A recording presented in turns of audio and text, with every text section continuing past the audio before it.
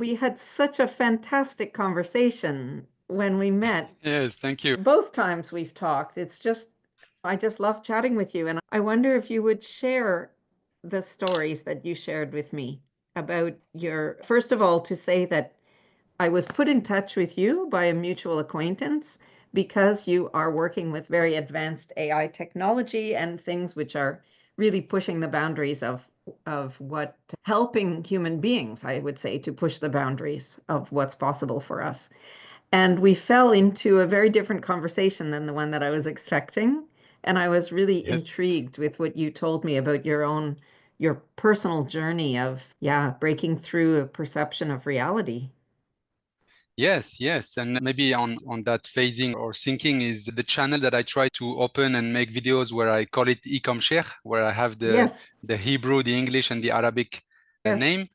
Actually, I started that to share this experience because why I call it the ENCORE? Because for me, commerce, technology, and spirituality is just one thing. It is all spiritual. The starting point is spiritual and the end point is spiritual. And in between, we have commerce between humans, not only between humans, but commerce is an obligation for humans to play their role in the universe, in balancing the universe elements, just like ants and bees do that for us in our nature.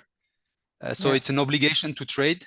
That's how we move values, energies, and we create currents and stuff. So that's a spiritual obligation. And technology, including AI, for me is a veil unveiling opportunity. It's how the other realms can either pull us towards a higher level of consciousness or push us. So there is a pull and there is a push way of doing this. So some of us, we use science, we're going to use technology and tools to discover that there is a realm or there is much more than what we can perceive with our senses. We're going to use technology and we are pushing towards that way. But also what happens is that the other realms and the other dimensions have the opportunity to pull us up or there, not up maybe, Yeah. but to pull us through the allegory of the cave of Plato about Yes. 2,500 years ago, in saying that, look, when you put a virtual reality helmet in your face, on your face, or you put it on kids, pass 1 month and they will think that's the real reality. And they would forget that this was a virtual reality. So it's a way to tell us, hey, as much as you're confident that your reality is an absolute existence, Yeah. let us remind you with this technology that you can be fooled very easily. But Wow. so that's how I see technology. It's an invitation to break through, and it's an opportunity for us to ascend in a way spiritually. So that's why I I brought love them that. together. Yeah, and I love that point of view so much because it's easy for us to feel somehow overwhelmed with technology or oppressed by it or that it's crushing our humanity in some way. And I feel Yeah. very much the way you do, although I could never say it so eloquently, but I feel that from the beginning, I felt that AI can help us to take over some work that would then liberate us Yeah. to expand our humanity, to expand the part. Somebody wrote a really great meme on Facebook that said, I want AI to do my dishes and laundry so that I can do art, not to do my art so that Yes. I can do dishes and laundry. And I that's what I think, that we are in charge of training it and using it and Yeah. putting boundaries on it that it does what we want. And what we want is to have more time to develop our the highest expression of our humanity. No, definitely. And I don't know if it's a good analogy, but like for me, from let's say a multi-dimensional perspective into what is AI, it's almost like I perceive it just like our interaction with fire as a species Mm. when we first discovered fire. That was a big Yeah, wow. yeah. And fire is a double-edged sword, just like anything we discover as a species. So fire saved us from dangerous animals, helped us to cook the food. So save time, like you said. I don't want to spend time every day hunting and stuff. If I cook my meat, if I dry my fruits and vegetables, and I protect myself from animal, I extend my lifespan and I extend my free time to do other things. AI is the same, but then fire can be used to burn other people's houses and other people. And also fire has its own will. With the wind and stuff, it can just burn everything. Unfortunately, we have what is happening in California, but you can see that technologies, even when we don't create them or master them, as soon as you have a source of energy, it may behave in ways that you can't really control. And even if fire is supposed to be an inanimate, it doesn't have a will of its own, we still have a hard time to control it. Yeah, clearly. Yes, but it's very similar in the way that it can go wrong, but as much as it goes wrong sometimes, it can push humanity to a whole new level, because when fire came in, it modified our diet, it reduces sicknesses, bacteria, infections. There are so many things, and that's also one of the fields where AI, just like fire, is bringing a lot of advantages, is in the medical field and health. So it's really just a relationship between how we as a species, as humans, we interact with the technologies that we discover or that we are given in a way by another realm or another intervention, whichever way you want to frame it, discovery or gift that comes from somewhere else. Yeah, so AI is, I think, a fantastic opportunity for us, Tracy, and so we're lucky to be at the beginning of AI birth, and where probably we will all be pushed to the wall to make some very important decisions in our thought process. And I think that is what is disruptive to us, is that for a long time, mankind had never been challenged at the intellectual level by anything, by any animal, by any phenomena. We always come to have some form of control over the weather, gravity, speed. But this technology is one that escapes us in terms of mental capacity and intellect. And that's, I think, what is a bit disruptive for some people. Absolutely. Does it make sense? Yes, completely. I love this. I love to have this kind of conversation. This is wonderful. Yes, yeah. Go ahead, please. I was just going to say that I found it incredibly interesting to learn your journey, how you came to be passionate about this kind of spiritual interaction with technology and commerce and intellect. So tell us. Yes, so we all have our own experiences like you have had, and we all have our ways of connecting to nature and all these things. So I would say that we are all equipped with the same opportunity. So there I have another wording that I try to say, is that the universe, or even the multiverses and all these things that we are starting to think of, is a marketplace. It's really a marketplace. And I knew that somehow very young, I knew that there was more to what we can experience with our direct senses, because of some small events that maybe are peculiar. Maybe, for example, my brothers and sisters, they would just close an eye on what happens. But every time something weird that happened in my youth, I was just very curious to go and poke it and see what it is and how it works. So I've been in this journey of seeking and curiosity. It's really a curiosity. Yeah. And I think in English, you have a saying that curiosity kills the cat. So it did. Curiosity ended up killing me, because the experience I had, that I think I started sharing with you, was really an experience that we call death. So that curiosity led me step by step in everything that I was able to notice, that in my mind, I was thinking, I know there's something more. I just know it. I can't access it. I don't know how it works. I don't know how it's called. I don't know the semantics. I just know that there is much more than what we can perceive. And so this, let's say this behavior or this state of mind, I think is what opens you to perception. And until either you perceive by, how you call that? Either you seek this kind of knowledge or experience from a will base, you have a will to go for it. Some meditate, some people get it through knowledge, some through scientific experiments. So will can push it and you can reach it by will, but also sometimes it reaches you and sometimes it comes halfway, or sometimes it just comes and unearths you because you were Yes. digging yourself down so much. So it will just pull you up and out. So that's my experience with, let's call it, the real reality that we can't perceive. And I think you explored with a lot of, I'm going to say, spiritual guides, religious people who you wanted to learn and to know what there could be in the old wisdom of the world that could help to explain the experiences that you had.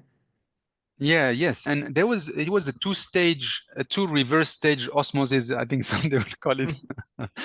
So the first 10, 15 to 20 years, the first environment that I grew up in terms of spiritual and religious environment was French, Southern France Catholic environment, and my home culture, Moroccan Muslim environment. Yeah. And both of the traditions of these religions, not the religions themselves, but the tradition of the people with whom I was living, they were very closed to this kind of encounters and realms, although it's written in both their books. In the Old Testament, in the New Testament, in the Quran, there are references to all these things. That actually the first thing that it says is that God created the universes and the skies. So it says that there's much more to this, but somehow the Catholic and the Muslim North African cultures, they were really closed to spiritual phenomena. And both of them, I find my upbringing in these two cultures were much more about how to look Christian and how to look Muslim, rather than how to be it and live it internally and dive into yourself. So unfortunately, the first 10 years, these two environments inhibited the spiritual expansion or connection. So I knew that I have to look somewhere else, because my family, my friends, my teachers, or whomever I was interacting with, they just, how you say, when you put for horses, you put those things here. Blinders. Yeah, they had blinders, they had social-cultural blinders, and they were not interested, or I don't know, they didn't seem to have a tolerance for taking a risk of looking a bit further the spectrum. It is risky. Yeah, For them, it it's is because risky. Yeah, because that's how they already feel stable. They have their routines, they have their rituals, and they have their sense of comfort and positioning in society and so on. And identity, actually, it's all about identity. Yeah. So I understand that people need an identity, and I don't judge anyone for that. So I had to look elsewhere. But before, I stopped looking for human assistance in a way, unfortunately, because I couldn't find. I went to imams, I went to not pastors because it's Catholic, but fathers, the pères and nuns and stuff, priests, and it was not even the same semantics, and I couldn't break through in the discussions. So I started to use science, and I would go to read, even when I was young, things about what are the scientists doing to prove the infinite small and the infinite big of what we can observe. And I was very interested in these two spectrums ends, the miniature world and the mega size. So I started to use science for that discovery, and I still have less now, because I think it was some sort of alarm call to wake up. But I used to make these dreams of a visual, like some Hindu movements or Buddhist movements, they have these mantras that they draw, very colorful, and then it's fractal, and then it looks like it's moving. Very colorful. I didn't know it looked like it's moving, but that's nice. Yeah, so it's not like a mandala. Mandala, the mandalas. Okay, yeah. So I've been to Nepal. Yeah. So yes, so the mandalas, but it was something like the mandalas with those kind of colors, but comes with a vibration and very bright colors that I could not observe in awakened life. But in that dream, I was seeing those sort of mandalas which were very fractal. Yeah. And the light and the sound was vibrating in coordination, in resonance. Yeah. And that dream was very scary to me, because that frequency, I call it, I don't know if it's right, but I call it the frequency of the universe, or the base frequency of the universe or reality, it shakes you to your core, to every atom. of your being. And I was feeling that, and it was very disruptive because I was feeling like my composition was vibrating and resonating away. It's like I'm going to explode. Wow. So I was doing that dream, and I knew that frequency or that kind of vibration thing. And also I noticed the pattern in that mandala kind of thing.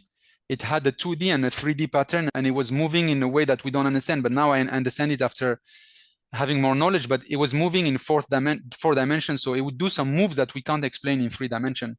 Wow. It would disappear here and then reappear here, and then it will look like it's going inside of itself without cross-cutting. Very weird.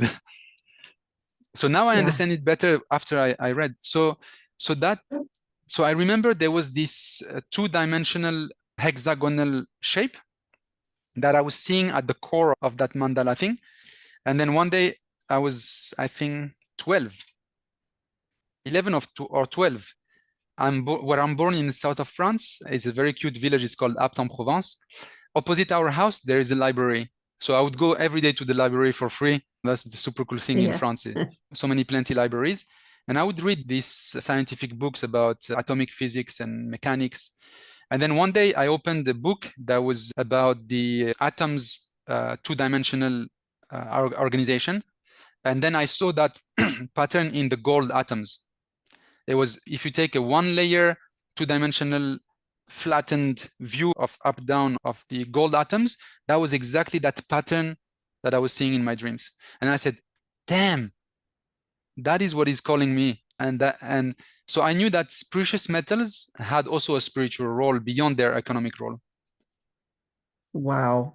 Yeah, and I know now much better, but I knew before that gold and silver especially are two of the most important spiritual metals.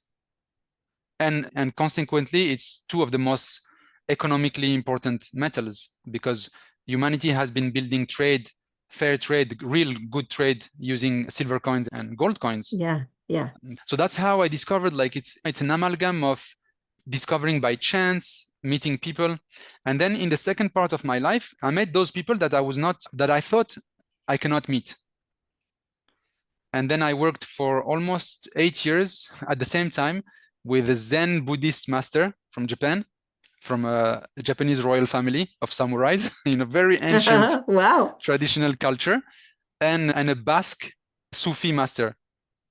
So it was a very... What an incredible confluence of influences. That's so amazing. Yeah, at the same time, together in the same project. So it's almost, you would think, this is the positive and this is the negative. They should be completely different. This guy is completely on the Eastern Buddhist side, Zen Buddhism, and this guy is like on Sunni Islam, Sufism.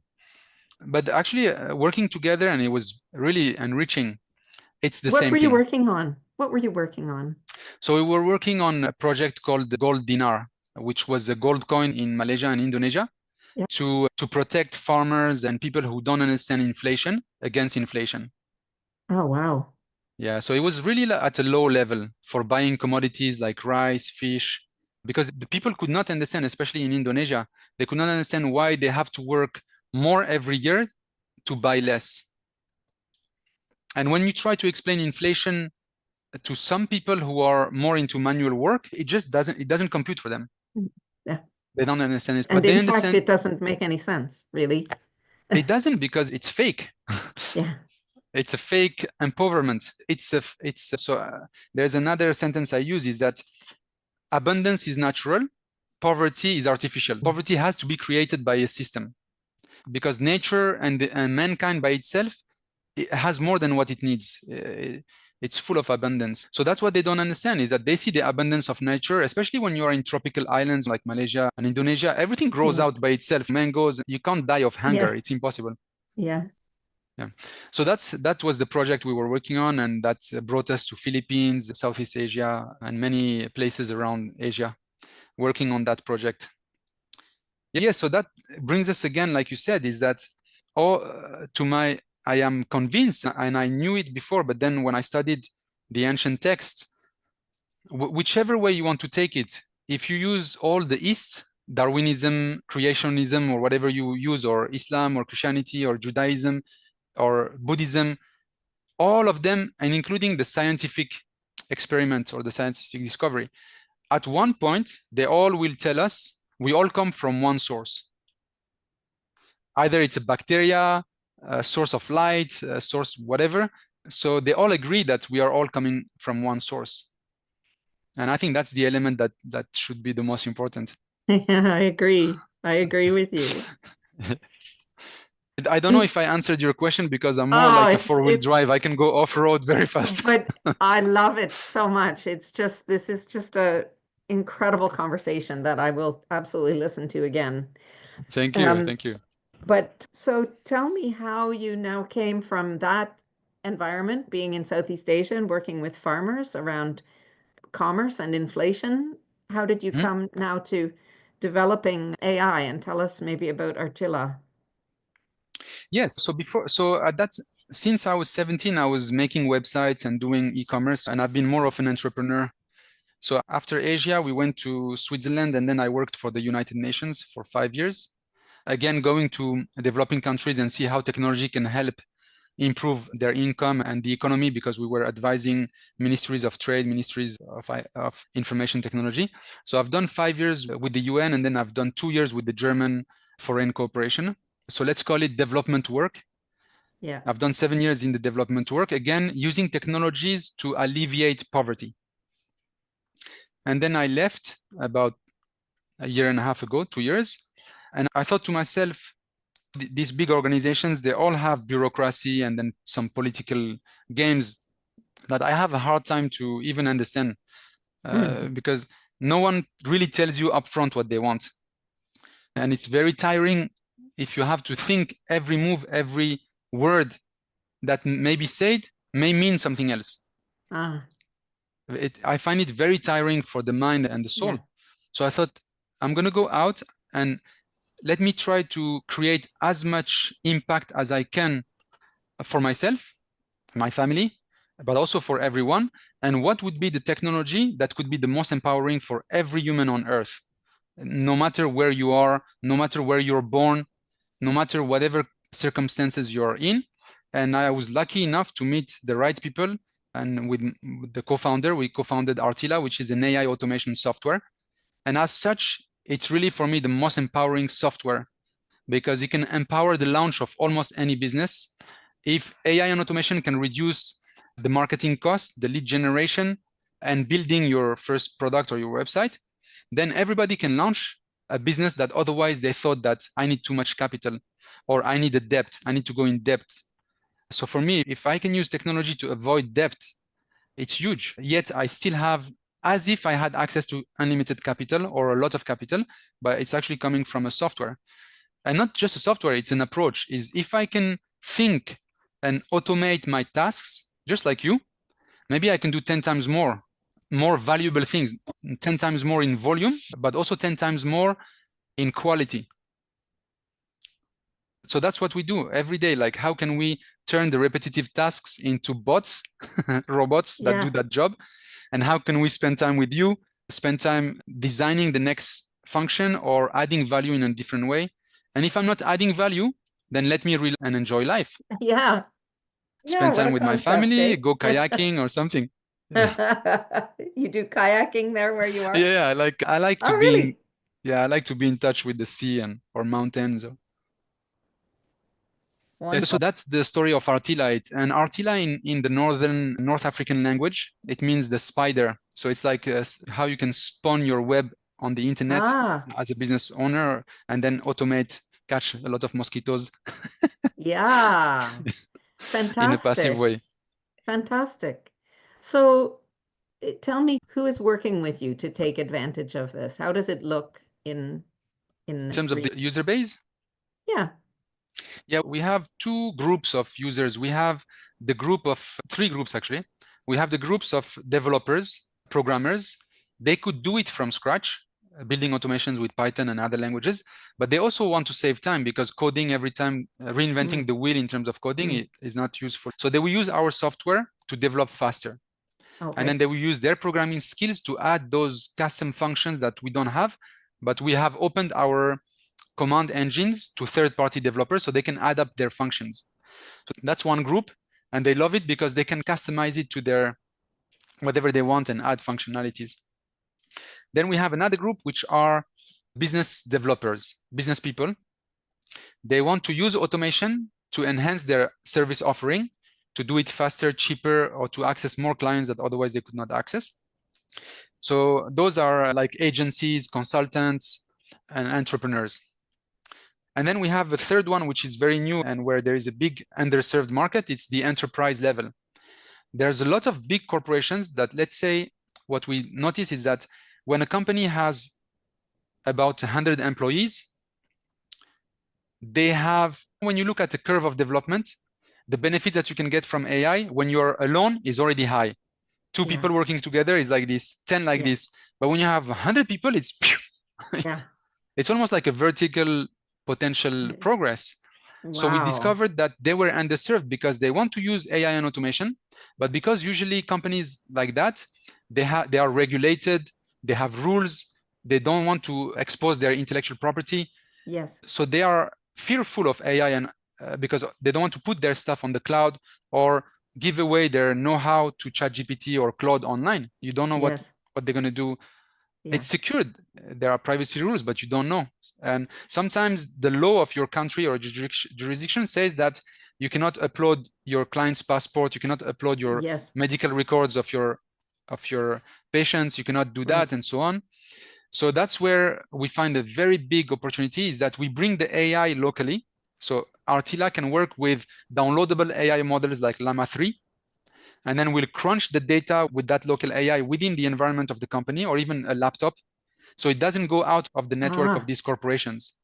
And the corporations, they can make available that AI, which is like in their controlled environment, to all their staff and remove so many softwares that they pay now per subscription every month. So if you have 100 employees and everyone has 3-4 subscriptions, it's very fast, $500,000 per year. Yeah.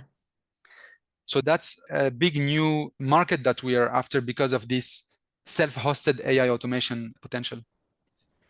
This is all so fantastic. And it's even breaking my brain as I think about it to really understand how all of this is built on a platform of spirituality. Yeah, so it's the same with my partners. And that's the nice thing, is that we all have this feeling that we want to give back. Whatever you are, even people who think that they are stingy, it will catch up to you again. And that's how we behave with our partners, is that we thought we're going to do business, we're going to make money, because if you don't make money, even if you have a goodwill, it will not work. Right. You have to make money, you have to be efficient, you have to provide added value, and you have to be paid for it, if not very well, because that sustains the ecosystem. The healthy ecosystem needs to be sustained. So that's what we do. For every functionality that we want to develop is how can it make our clients' life easier, save them time. And in the spiritual realm, or let's say in the other realms, if I may say, time and space doesn't exist. It doesn't need to exist. It can be conceived of, but it's not like for us here, time and space is like a locker. It's a lock. Yeah. And in our experience of life, we only experience time in one direction, which is fleeing. It's fleeing away. We can watch a YouTube video and come backwards and watch again. But when we spend our life, when we spend our time, we only spend it in one direction. It goes away. Yes. And spiritually, again, the only way that we can experience time in the reverse direction is when we can create time by automating our task and saving that time that could have taken me 100 hours. Now I have liberated the 100 hours. So if you make an abstraction of time flowing in one direction, you have a pocket of time. You created the bubble of time. So if you create a bubble of time, it's like traveling backwards in time. It's the same. It's the same. So it's probably one of the few technologies with robotics. So robotics did that before. Robotics took away the time that we spend anatomically carrying things, putting them in boxes. It created time for us so that we can step back and do more artistic, more creative things. So the AI is the same, but it does it for the intellectual tasks. And robotics does it for the manual tasks. And now the two together, when you automate the intellect and the physical operations, so when you take robotics and AI, then that is like a big bang explosion in terms of effect, because now you can have an artificial intelligent process that can make decision and self-learn, and that can interact physically with the environment. So it's scary. Yeah. But as much as it's scary, it can be very liberating for us as a species. It's liberating on such an interesting level, because as you're talking, I'm feeling a kind of tightness in my chest about the idea that a bot is taking over my, what can I say? I'm giving a kind of intellectual identity away. And Yeah, it's liberating me on a level of discovering who I really am that is not about my intellect. And that's so definitely. Yeah. in line with where I am in my own development at this moment that it's really hitting me hard. Like that's the challenge, to be able to unhook from my identity attachment to my intellect Yeah. and find out who I really am, which is But not my intellect. yeah, that's probably the most difficult exercise for humans. We can stop doing, we are capable of doing almost anything that we do, but it's very hard to stop thinking. I don't know, people who want to start to meditate, people don't realize how difficult it is to actually not think. Yeah. It's very difficult. And But it's liberating. also very difficult to not believe that I think, therefore I am. It's the big, Identify with my intellectual capacity is my way of being in the world. It's my yeah. marker, it's my identifier. So I was talking about the cultures where I'm born and grew up, and the French culture is very Cartesian. It's defined by Descartes. Je suis. So for me, the Cartesian philosophy is the biggest prison for mankind. It's a dualism. It's a dualism, fake ground on which you can establish who you think you are. It's a very, after years of studying it and thinking about it, it has an advantage. It has a short-term immediate advantage of providing you with a sense of you're not being cheated by some more powerful thing, and give you a sense of ownership on your immediate environment. But at the same time, it's actually blocking you from realizing that you are a puppet anyway. There are much more things going on. So you're just blocking yourself, and like the ostriches, they put their head in the ground. Yeah. So that's the Cartesian approach. Is that let me be in a hole where I think I'm under control, which in some specific situations, it's a healing process. I agree with it. I do give it value, but for most of the time, it will just keep you in the darkness. So what Descartes philosophy didn't do, I think the Darwinian did, and then the Freud psychology did, and the damage that was not done by these guys has been done by the religions. Yeah. So every religion has done the same thing. It creates a prism, prism, Yes. Yeah. which is a prison. It is also a prison. Yeah. Yeah, it's a prison. The prison. So the optical definition of a prism is that it bounces light from its original direction. Yeah. And it's exactly what institutionalized religions do, what intellectual concepts do, is that they divert the real behavior of light and reality into their, into their dogma. Yes. Yeah. And it has a benefit because it allows you to experience the universe under a controlled environment. So it's really a rule-based system. It's an operating system for us. Religions, political parties, philosophies, scientific concepts, they're all just operating systems because, like you said, we are easily overwhelmed, our brain. And we actually are not capable of dealing with immediate interaction with reality. We are always dealing with an indirect representation of reality, a model, a signal, a representation. If you look at really what we are doing, we don't even experience the light that we see immediately. We experience the neural transmission and then something that happens in our mind to tell us that this is a tree and it's green and it has one side of shade and one side enlightened. Yeah. But we don't actually experience that firsthand. Same with the Right. sound, same with the touch. So yeah, for me, everything comes back to the same origin or the same destination. I could talk to you like for hours, No, I could. for I days also. in a row. No, This but is a please let me know. fantastic, Please let fantastic. me know when you want to dive on something or if you want more details. I could dive on it all. I'm going to listen back to this and then we'll Yeah, have another conversation and explore something in particular because sure. we've already had several conversations that were not recorded and they were just as impactful for me as this one. So please tell Excellent. people who are listening how they can find you at RTILA, at ENCORE, wherever Yeah. we can get So more. RTILA.com is our software, RTILA.com. If not, my LinkedIn profile, Mohamed Es Fih. Maybe we can link for Yes, it of on the course. video. And what else? And ENCORE, yes, ECOMSHEIKH.com, ENCORE. Okay. So I have just 2 or 3 videos on my YouTube channel, ENCORE, but this one is going to be a new one. Okay, And wonderful, wonderful. It's um, such a delight to have met you and to have the opportunity to chat with you.